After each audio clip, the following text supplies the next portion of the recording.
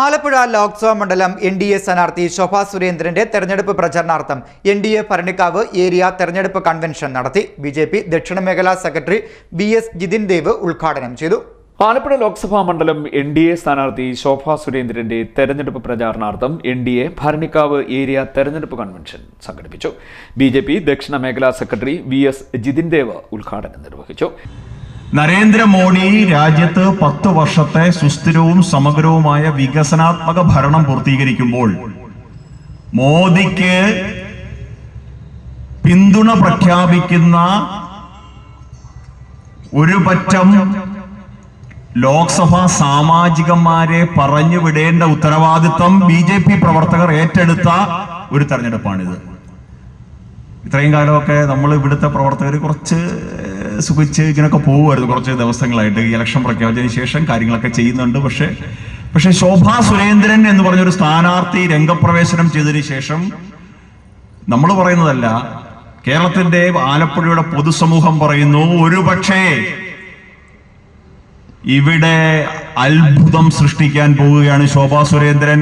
50,000-ന് മുകളിൽ ഭൂരിപക്ഷം വാങ്ങിക്കൊണ്ട് ആലപ്പുഴയിൽ നിന്ന് ന്യൂഡൽഹിയിലേക്ക് ശ്രീമതി ശോഭാ സുരേന്ദ്രൻ ആലപ്പുഴയുടെ ജനപ്രതിനിധിയായി യാത്രയാവുന്നു.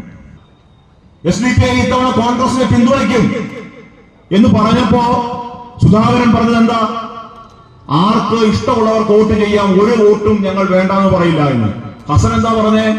ആർക്കും ആരെയും പിന്തുണയ്ക്കാം, അതിനകത്ത് ഒരു വിവേചനത്തിന്റെയും കാര്യമില്ല. നോക്കൂ, ഇത്രമാത്രം വോട്ടിന് വേണ്ടിയിട്ട്, അധികാരത്തിന് വേണ്ടിയിട്ട് ആരുമായും കൂട്ടുകൂടാൻ തയ്യാറെടുക്കുന്ന രണ്ട് മുന്നണികൾ ഇവിടെ പരസ്പരം പോരടിക്കുന്നു. നമുക്ക് മുമ്പിൽ നാടകം കളിക്കുമ്പോൾ അധികാരത്തിന് വേണ്ടിയിട്ട് ഒന്നാകുന്ന രണ്ട് മുന്നണികൾ ഒരു വശത്തും, മറുവശത്തോ ഈ രാജ്യത്ത് ഞാൻ നേരത്തെ സൂചിപ്പിച്ച ജനങ്ങൾക്ക് വേണ്ടിയിട്ട് പ്രവർത്തിക്കുന്ന ഒരു ജനകീയ സർക്കാരിന് നേതൃത്വം കൊടുക്കുന്ന നരേന്ദ്രമോദി.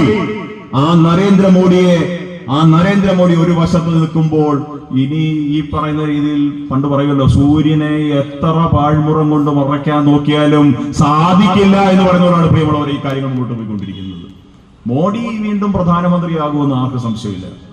400 സീറ്റും ബി.ജെ.പി വാങ്ങും. പക്ഷേ നരേന്ദ്രമോദി വീണ്ടും പ്രധാനമന്ത്രിയാകുമ്പോൾ 400-ൽ പരം സീറ്റുകൾ വാങ്ങി അധികാരത്തിലേക്ക് കയറുമ്പോൾ ആലപ്പുഴയിൽ നിന്ന് ഒരു MPയെ സൃഷ്ടിക്കേണ്ടത്, ഒരു വനിതാ കേന്ദ്രമന്ത്രിയെ സൃഷ്ടിക്കേണ്ട ബാധ്യതയാണ് പ്രിയമുള്ളവരെ നമുക്ക് വന്നിരിക്കുന്നത്. അതിനു വേണ്ടിയിട്ടാണ് നാം ഇന്ന് ഈ പഞ്ചായത്ത് കൊടുത്തിരിക്കുന്നത്.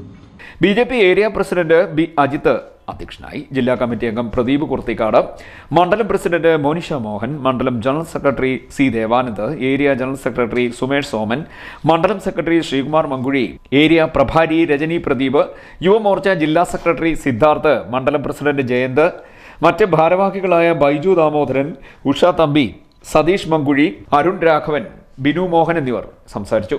CD net news, Kayamkulam.